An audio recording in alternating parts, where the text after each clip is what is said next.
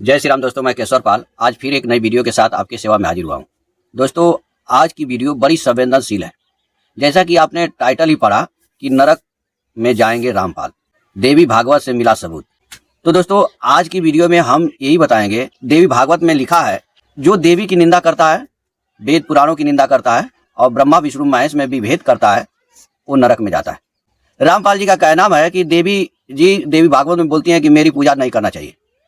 जैसा कि इनके चेले अक्सर वीडियो भी बनाते रहते हैं और रामपाल ने भी वीडियो बनाया और लोगों को भ्रमित करने का प्रयास किया कि देवी भागवत में लिखा है कि देवी की पूजा नहीं करनी चाहिए। तो आज हम इसी सिलसिले पे वीडियो बना रहे हैं, क्योंकि इसीलिए लिखा है कि जो देवी भागवत पुराणों की निंदा करता है, जो देवी की निंदा करता है, गुमराह करता है, वो नरक में जाता है। और कब तक नरक में रहता है? जब तक चांद सितारे रहते हैं। ठीक है, तो इसी विषय पर हम आज ये चर्चा करेंगे। तो आइए सबसे पहले रामपाल जी की क्लिप को सुनते हैं और देखते हैं कि रामपाल जी क्या कहना चाह रहे हैं। ठीक है, और सब बातें छोड़ दे, यानी अपने सतर की भी कहती है मेरी भी पूजा मत कर, वो ऐसे है वैसे है, और फिर कहती है उसका ओ मंत्र है और ओ मंत्र का जाप कर और सब बातें छोड़ दे, यानी अपने सतर की भी कहती है मेरी भी पूजा मत करना। और जिससे तू उस परमात्मा को प्राप्त होगा वो ब्रह्म लोक में रहता है। अब गीता जी अध्याय नंबर 8 के श्लोक नंबर 16 में कहा कि ब्रह्म लोक पर्यंत भी सभी जन्म मृत्यु में है, पुनरावृत्ति के अंदर है। तो दोस्तों, अभी आप रामपाल जी की क्लिप को सुन रहे थे। इसमें पहला इनका दावा है कि देवी जी कहती हैं कि मेरी पूजा नहीं करनी, और पूजा किसकी करनी है? ब्रह्म की। और ब्रह्म कहाँ रहता है? ब्रह्मलोक में। और गीता अध्याय 8:16 के हिसाब से बता रहे हैं कि ब्रह्मलोक तक गए प्राणी पुनरावृत्ति में। तो हम अभी आपको ब्रह्मलोक में कौन रहता है या देवी भागवत से दिखाते हैं, और गीता अध्याय 8:16 का अनुवाद हम आपको दिखाते हैं कि वहां भगवान क्या कहना चाह रहे हैं। ठीक है, इसके बाद फिर इनकी क्लिप को सुनेंगे और यह देखेंगे कि क्या देवी भागवत में वास्तव में माता ने यह कहा है कि मेरी पूजा नहीं करनी चाहिए। ठीक है, और फिर हम ये दिखाएंगे आपको कि इसी देवी भागवत में रामपाल जैसे लोगों के लिए नरक का दरवाजा लिखा गया है कि ये लोग सीधे नरक में जाएंगे। ठीक है दोस्तों, यह देवी भागवत है हिंदी संस्कृत। इसका पृष्ठ संख्या 308 है और अध्याय 13 है और तृतीय स्कंद है। हम सबसे पहले ब्रह्मलोक को देखेंगे कि ब्रह्मलोक में कौन रहता है। तो यहाँ पे संस्कृत भी देख लीजिए, ब्रह्मलोकांश। ठीक है, इस प्रकार सृष्टि रचना कमल से उत्पन्न भगवान ब्रह्मा जी ने सुमेरु पर्वत के शिखर पर एक सुंदर ब्रह्मलोक बनाया, और भगवान विष्णु का बैकुंठ और भगवान शिव के यहाँ कैलाश, ये देखिए एक उच्चतम स्थान बना लिया। तो यानी ब्रह्मलोक में कौन रहता है? ब्रह्मा जी, ना कि ब्रह्म। अभी हम आपको ब्रह्म भी दिखाएंगे कि हमारे पुराणों में ब्रह्म किसे कहा गया है, इसी में दिखाएंगे ब्रह्म कौन है। तो ये चीज हुआ, और थोड़ा सा हम और आपको दिखा देते हैं। यह देखिए 486 है श्रीमद् देवी भागवत, अध्याय 18 और स्कंद चतुर्थ है। दोस्तों, यह कथा उस समय की है जब पृथ्वी पापियों के भार से धंसती जा रही थी और वह इंद्र के पास जाती है। इंद्र क्या बोलते हैं कि हे वसुंधरे, मैं इस समय तुम्हारे लिए क्या कर सकता हूँ? तुम ब्रह्मा की शरण में जाओ, वे ही तुम्हारा दुख दूर करेंगे, मैं भी वहां आ जाऊंगा। यानी इंद्र से धरती बोलती है, धरती जो है ब्रह्मा, धरती को इंद्र ब्रह्मा जी के पास भेजते हैं। यहाँ पे देखिए, यह सुनकर पृथ्वी ने तत्काल ब्रह्मलोक के लिए प्रस्थान किया। यहाँ पे देखिए ब्रह्मलोक गता तथा। तो ब्रह्मा जी कहाँ रहते हैं? ब्रह्मलोक में। यानी ब्रह्मलोक में जो रहता है उनका नाम ब्रह्मा है, ना कि ब्रह्म है।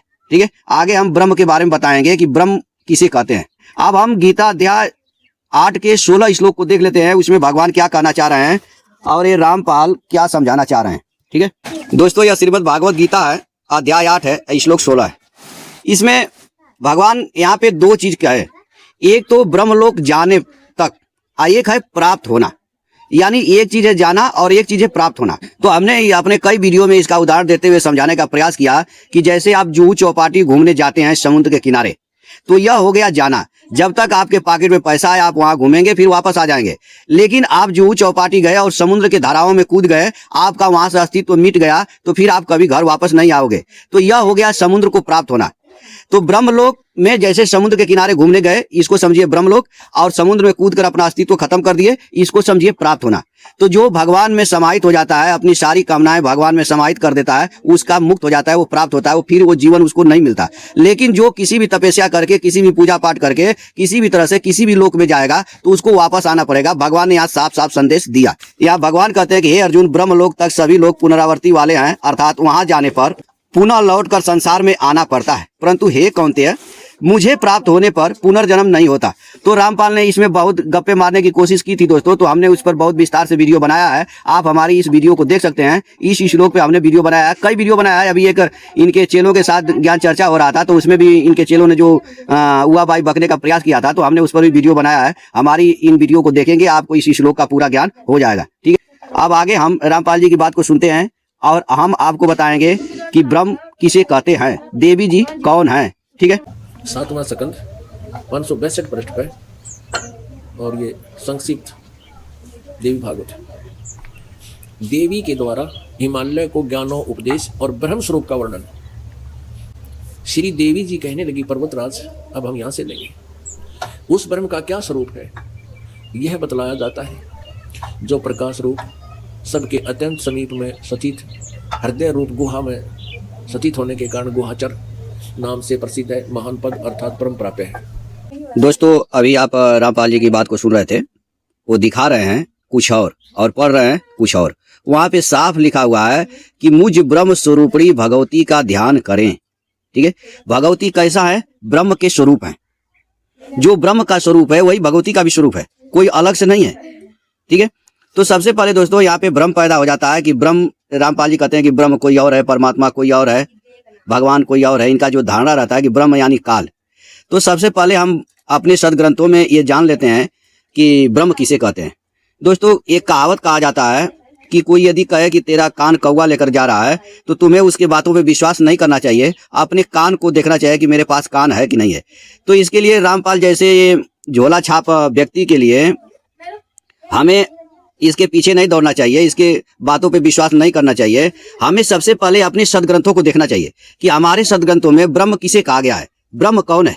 ठीक है, परमात्मा कौन है। तो यह हम आपको बहुत शॉर्टकट में छोटा सा में हम दिखा देते हैं कि ब्रह्म किसे कहते हैं। ठीक है, इसके लिए हम भागवत पुराण को खोलेंगे। दोस्तों यह श्रीमद् भागवत है और इसका प्रथम स्कंद है, दूसरा अध्याय है। इसका श्लोक नंबर 11 है। इसमें क्या कहा गया है कि तत्ववेता लोग ज्ञाता और ज्ञेय के भेद से रहित अखंड अद्वितीय सच्चिदानंद स्वरूप ज्ञान को ही तत्व कहते हैं।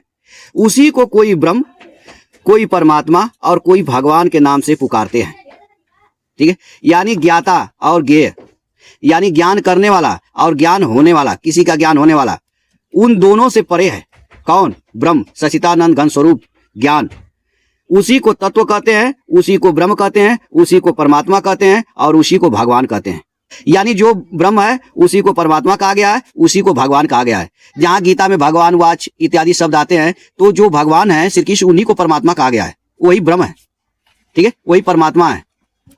तो इस श्लोक में दोस्तों साफ तौर पे यह बता दिया गया है कि जो ब्रह्म है उन्हीं को भगवान, परमात्मा और ज्ञान सब कुछ उन्हीं को कहते हैं।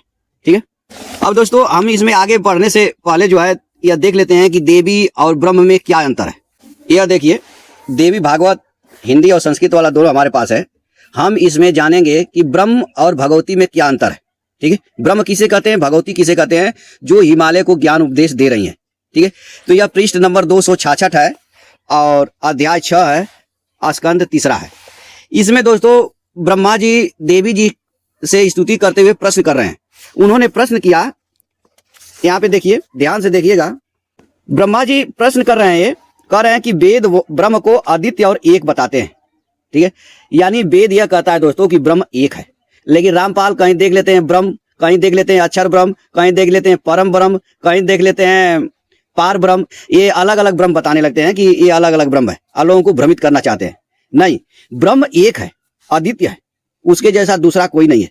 उसी को भगवान, उसी को परमात्मा कहते हैं। ठीक है, जो अभी हमने आपको दिखाया। तो फिर आप क्या हैं और वह ब्रह्म क्या है, यह विरोध मेरे हृदय में महान शंका उत्पन्न करता है। आप मेरे इस संदेह का निवारण करें। यानी ब्रह्मा जी यह कह रहे हैं दोस्तों कि वेद तो कहता है कि ब्रह्म एक है, तो फिर वह ब्रह्म क्या है और आप कौन हो।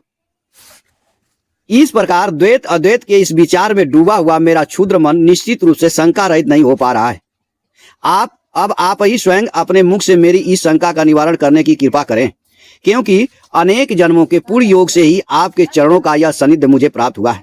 आप पुरुष हैं अथवा स्त्री, यह मुझे विस्तार पूर्वक बताएं, जिससे मैं आप परम शक्ति को जानकर भव सागर से मुक्त हो जाऊं। ठीक है। तो यहाँ ब्रह्मा जी ने प्रश्न किया कि आप कौन हो, ब्रह्म कौन है, आप स्त्री हो कि पुरुष हो। तब यहाँ पे देवी जी क्या बताना चालू कर रहे हैं दोस्तों, देवी जी कह रहे हैं कि देवी बोली मैं और पार ब्रह्म सदा एक ही है, कोई भेद नहीं है। ठीक है, यानी जो अब यहाँ पे देखिए ब्रह्मा जी का तो प्रश्न था कि ब्रह्म, लेकिन यहाँ पे देवी जी बता रहे हैं कि पर ब्रह्म। तो अब रामपाल इसी को देख करके भ्रमित करते हैं कि यह पर ब्रह्म कोई और है, यह ब्रह्म कोई और है, अक्षर ब्रह्म कोई और है। ठीक है, तो यहाँ पे उसी का यह विशेषण है, उस ब्रह्म को बताने के लिए देवी ने पर विशेषण दे करके उसका बता रही हैं, वर्णन कर रही हैं कि वह पर ब्रह्म और मैं दोनों एक ही है, इनमें कोई भेद नहीं है, क्योंकि जो वे हैं वही मैं हूं और जो मैं हूं वही वे है। बुद्धि भ्रम से ही हम दोनों में भेद दिखाई पड़ता है। ठीक है, यानी यहाँ पे साफ साफ ये हो गया दोस्तों कि यहाँ पे रामपाल जी की बुद्धि में भ्रम हो गया है। और भ्रम हुआ किस लिए है, इनको 10वां अंश ज्योति पाठ का रुपया लेना है, इसके लिए हुआ है, और कोई दिक्कत नहीं है। इनको बाबा बनना है, लोगों को गुमराह करना है, अपनी जाल में फंसाना है, इसलिए भ्रम हुआ है। यही प्रश्न हमने दिखाया था दोस्तों वीडियो में बना करके कि यही प्रश्न अर्जुन गीता में भगवान से करते हैं कि भगवान व्यक्ति तो नहीं चाहता, 3रे अध्याय में, कि नहीं चाहता कि मैं गलत कर्म करूं, लेकिन किससे प्रेरित होकर वह गलत कर्म करता है। तो भगवान ने बोला काम की वजह से। तो हमारी इस वीडियो में देख लीजिए, वहां पे रामपाल जी ने कैसे जो है कि लोगों को भ्रमित करने का कोशिश किया था, उस पर हमने विस्तार से वीडियो बनाया हुआ है, आप इसमें देख लीजिए। तो यह वही काम है दोस्तों, रामपाल जी को यहाँ पे गुमराह करने के लिए मजबूर करता है। ठीक है, तो आप समझ गए, देवी जो है वही ब्रह्म है और जो ब्रह्म है वही देवी है। यहाँ पे देखिए, नीचे देख लीजिए, ब्रह्म आदित्य एक नित्य एवं सनातन है, केवल सृष्टि रचना के समय वह पुनः द्वैत भाव को प्राप्त होता है। जब शिव पुराण पढ़ेंगे तो जो निर्गुण निराकार ब्रह्म है उसकी पहली मूर्ति शिव होते हैं, भगवान शिव, और उनके शरीर से शक्ति प्रकट होती है, जिसको त्रिदेव जननी, प्रकृति, माया, गुणवती तमाम कहा जाता है। ठीक है, तो वह शक्ति उनके ही स्वरूप थी, उनसे कभी अलग होने वाली नहीं थी। वहां विस्तार से आप पढ़ सकते हैं, आगे हम इस पर एक वीडियो बनाएंगे और रामपाल जी के साथ में बनाएंगे। सृष्टि रचना शिव पुराण की, सृष्टि रचना भागवत की इत्यादि सब साथ में बनाएंगे, एक तरफ वो बोलेंगे एक तरफ मैं बोलूंगा, तो वहां पे आपको स्पष्ट रूप से इस बात का समझ में आ जाएगा। ठीक है, तो हमारा विषय ये नहीं है, हमारा विषय आपको ये दिखाना था कि जो ब्रह्म है वही भगवती है, जो भगवती वही ब्रह्म है। ठीक है, इनमें कोई भेद नहीं है। अब हम वहां चलते हैं दोस्तों जहां पे रामपाल जी ने गुमराह करने का प्रयास किया कि देवी जी बोल रहे हैं कि मेरी पूजा नहीं करनी चाहिए। ठीक है, यह देवी भागवत है, खंड 2 है, अध्याय 36 है और 7वां स्कंद है। इसमें यही विषय रामपाल जी ने लिया था, भगवती के द्वारा हिमालय को ज्ञान उपदेश, ब्रह्म स्वरूप का वर्णन। तो रामपाल जी ने यहाँ पे जो मुख्य रूप से जो पढ़ना था उसको इन्होंने पढ़ा नहीं, क्योंकि वहां पे उनके भेद खुल जाता। तो आप इस स्क्रीन में पढ़ लीजिए, यहाँ पे भगवती क्या कर रही हैं कि मुझ ब्रह्म स्वरूपी भगवती का ध्यान करें। ठीक है, तो रामपाल जी को गुमराह करना, इसलिए इस बात को हट गए और फिर आगे पढ़ना चालू कर दिए। तो आइए हम पूरा इसको पढ़ के देख लेते हैं। यहाँ पे देखिए, देवी जी बोली, हे राजन, इस प्रकार आसन पर सम्यक विराजमान होकर योग से युक्त चित्त वाले साधक को निष्कपट भक्ति के साथ मुझ ब्रह्म स्वरूपी भगवती का ध्यान करना चाहिए। ठीक है, किसका ध्यान करना चाहिए? भगवती का। वो कौन सी भगवती कैसी है? ब्रह्म स्वरूपी भगवती है। ठीक है, तो इसमें रामपाल ने बहुत ज्यादा गप्पे मारने की कोशिश की थे दोस्तों, तो हम आपको शॉर्टकट में ये दिखा देना चाहते हैं कि यहाँ पे देखिए, जैसे ये अक्षर ब्रह्म आ गया, तो रामपाल कहते हैं कि अक्षर ब्रह्म कोई और है नहीं। यह अक्षर का मतलब होता है अविनाशी, और ब्रह्म का अर्थ होता है परमात्मा। जो परमात्मा अविनाशी है, वही सबका प्राण है, वही सब की वाणी है, वही सबका मन है, वही परम सत्य तथा अमृत स्वरूप है। ठीक है, अब एक यहाँ पे देखिए ब्रह्म आ गया, तो ये रामपाल जी कहते हैं कि ये ब्रह्म देखो ये काल है। तो ऐसे रामपाल के ये गप्पे बहुत रहते हैं दोस्तों। यहाँ पे पर ब्रह्म आ गया तो ये गप मारेंगे कि ये कोई दूसरा है, ये अक्षर पुरुष है जिसको ये सात संग ब्रह्मांड दे करके बैठाए हुए हैं कुर्सी पर, उसका यहाँ पे ले जाते हैं। रामपाल जी का एक अज्ञान था कि ब्रह्म लोक में ब्रह्म रहता है, इसका प्रमाण उन्होंने गीता अध्याय 8 के 16 से दिया। तो हमने वहां पे आपको दिखाया कि वहां पे ऐसी बात नहीं थी, और हमने इसके पहले आपको दिखाई दिया है कि ब्रह्म लोक में ब्रह्मा जी रहते हैं। तो यहाँ पे क्या कहा गया है दोस्तों, यहाँ पे देखिए, संसार समुद्र से पार होने के लिए ओम इस प्रणव मंत्र के जप से परमात्मा का ध्यान करो, आपका कल्याण हो। वह परमात्मा अंधकार से सर्वथा परे ब्रह्म लोक स्वरूप दिव्य आकाश हृदय में प्रस्थित है। कहाँ है? ब्रह्मलोक स्वरूप दिव्य आकाश हृदय में। ये देखिए, दिव्य ब्रह्मपुरे व्योमनी आत्मा संप्रतिष्ठित, किसमें? आत्मा में, दिव्य ब्रह्मपुरे ब्रह्म स्वरूप। लेकिन जहां पे ब्रह्मलोक की बात आएगी दोस्तों, वहां पे ब्रह्मा जी रहते हैं। यहाँ पे कोई ऐसा मतलब नहीं है कि ब्रह्मलोक में ब्रह्मा रहता है। अब इसमें बहुत सारे लिखा गया था दोस्तों, लेकिन हम आपको यहाँ पे सीधे ये इसी का पृष्ठ संख्या 194 है, और देवी भागवत अध्याय 36 और 7वां स्कंद है। हिमालय को उपदेश दे रही हैं, उसी का यह है। इसमें 17वां श्लोक में क्या बोलती हैं, यहाँ पे देखिए। हे पर्वत, आप यह निश्चित जान लीजिए कि मैं ही वह हूँ और वह ही मेरा स्वरूप है। जिस किसी भी स्थान में ज्ञानी रहते हैं उसको वही मेरा दर्शन होता रहता है। यानी जो ब्रह्म है वह स्वयं भगवती है, और जो भगवती है वही स्वयं ब्रह्म है। दोस्तों, यह ब्रह्म जो है कैसे दो होता है, इसके बारे में यहाँ पे लिखा गया है। यहाँ पे देखिए, श्रीमद् देवी भागवती है, 290 पृष्ठ है, और इसका अध्याय 1 है, 9वां स्कंद है। यहाँ पे कहा गया है कि सृष्टि के लिए योग माया का आश्रय लेकर परमात्मा 2 रूपों में विभक्त हो गए, जिनका दक्षिणार्थ भाग पुरुष और वामार्थ भाग प्रकृति कहा जाता है। वे ब्रह्म स्वरूपा हैं। ठीक है, यहाँ पर भी देवी जी के लिए क्या कहा गया कि वह ब्रह्म स्वरूपा हैं, नित्या हैं और सनातनी है। जैसे अग्नि में दायिका शक्ति अभिन्न रूप से स्थित है, वैसे ही परमात्मा और प्रकृति रूपा शक्ति भी अभिन्न है। यानी परमात्मा और प्रकृति दोनों अलग अलग नहीं हो सकते। दोस्तों, इसी चीज को आप शिव पुराण में पढ़ सकते हैं, अनंत सब जगह ये लिखा हुआ है। ठीक है, तो यहाँ पे इस वीडियो में हमारे मेन चीज बताने का मकसद ये है कि जो भगवती है वही ब्रह्म स्वरूप है, और ब्रह्म को ही परमात्मा भगवान कहा जाता है। और ब्रह्म एक है, अनेक नहीं है। अनेक सिर्फ रामपाल के ज्ञान में है। किसी को 21 ब्रह्मांड दे देते, किसी को 7 संख्य ब्रह्मांड देते, किसी को अनंत ब्रह्मांड दे देते। ये रामपाल के ऊपर है। रामपाल ने अपने शब्द शक्ति से अनंत ब्रह्मांड बनाए और लोगों को बांट दिया। ठीक है, यहाँ पे हमारे सदग्रंथों में ब्रह्म एक है, अद्वितीय है, और वही ब्रह्म 2 स्वरूपों में विभक्त होता है, प्रकृति और पुरुष। उन्हीं पुरुष को भगवान विष्णु नारायण कहते हैं, इत्यादि सब आप पढ़ेंगे तो ये होगा। अब दोस्तों, हमने टाइटल जो दिया था कि नरक लोक जाएंगे रामपाल, देवी भागवत से मिला सबूत। तो अब उस सबूत को हम आपको दिखा देते हैं कि वास्तव में रामपाल और इनके मानने वाले जितने भी हैं, हमारे देवी भागवत के अनुसार ये लोग नरक में जाएंगे। ठीक है, यह देखिए देवी भागवत 484, श्रीमद् देवी भागवत अध्याय 33 और 9वां स्कंद है। अब दोस्तों, जिस प्रकार से रामपाल जी गीता वेद पुराण की निंदा करते हैं, देवी देवताओं की निंदा करते हैं, उन लोगों के लिए यहाँ पे लिखा गया है। जैसा कि हमने बताया कि अभी भगवती क्या करे कि मुझ ब्रह्म स्वरूपिणी भगवती की आराधना करनी चाहिए, लेकिन वहीं पे रामपाल जी क्या करे कि ये तो करे कि मेरी पूजा नहीं करनी चाहिए, तो ये निंदा ही हुआ।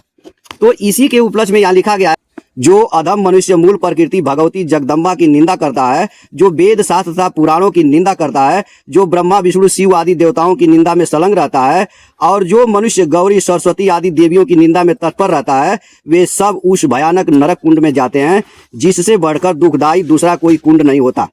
उस कुंड में अनेकों कल्पों तक वास करके वह मनुष्य सर्प जोनि को प्राप्त होता है। भगवती की निंदा के अपराध का कोई प्रायश्चित ही नहीं है।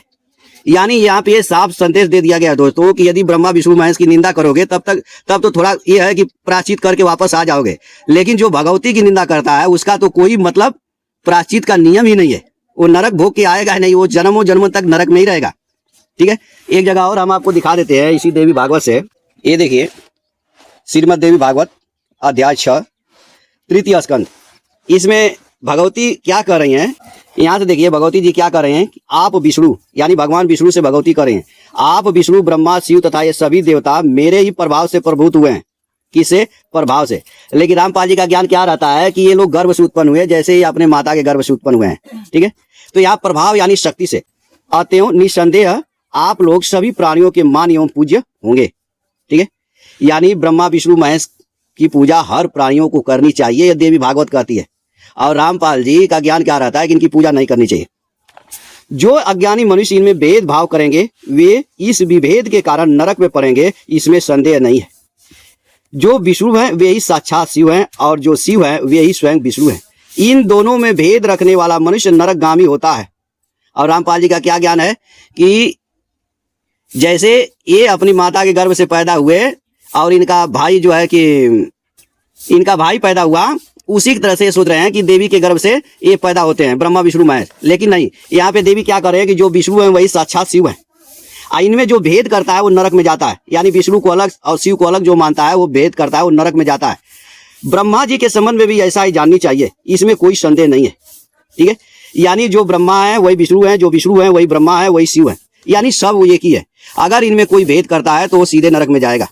ठीक है, तो दोस्तों आपने इस वीडियो में देख लिया होगा कि ब्रह्म और देवी में कोई फर्क नहीं है।